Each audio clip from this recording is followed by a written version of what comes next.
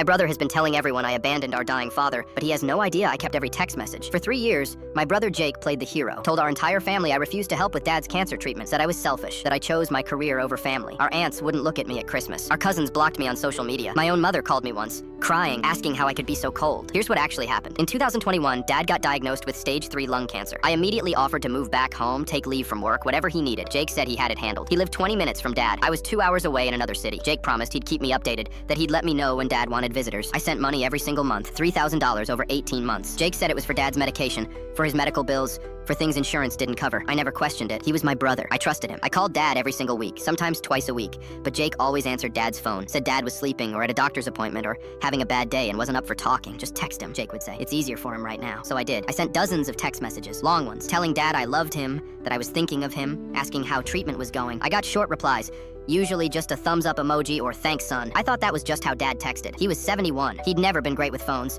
Every time I tried to coordinate a visit, Jake had a reason it wouldn't work. Dad's immune system is too weak right now. The chemo makes him too tired for visitors. Next month will be better. I believed him every single time because he was there, and I wasn't. He was the good son. I was the one who'd moved away for a job. Then Dad died last April. Heart attack. Sudden. Jake called me at 6 in the morning. I drove straight there. At the funeral, I tried to talk to Jake about everything he'd done, about how grateful I was that he'd been there when I couldn't be. He just nodded and walked away. That's when Dad's neighbor, Mrs. Donaldson, pulled me aside. She'd lived next door to Dad for 15 years. She told me Dad had been alone most days, that Jake visited maybe twice a month, always just for an hour, that Dad kept asking why I never came to see him, that he'd sit on his porch with his phone waiting. I didn't understand. I showed her my call logs, dozens of calls to Dad's number. She looked confused. That's Jake's number, she said. Your dad's number was different. Everything clicked. I checked my phone. The number I'd been calling, the number Jake gave me when Dad got sick, it was Jake's cell phone, not Dad's. Every call, every text, Jake had been answering, pretending to be Dad, keeping us apart. I went through my bank statements that night, found every transfer, $3,000. I requested Dad's medical records. His cancer treatment cost, most of it was covered by his insurance and Medicare. The out-of-pocket expenses were less than $400 total. Last week,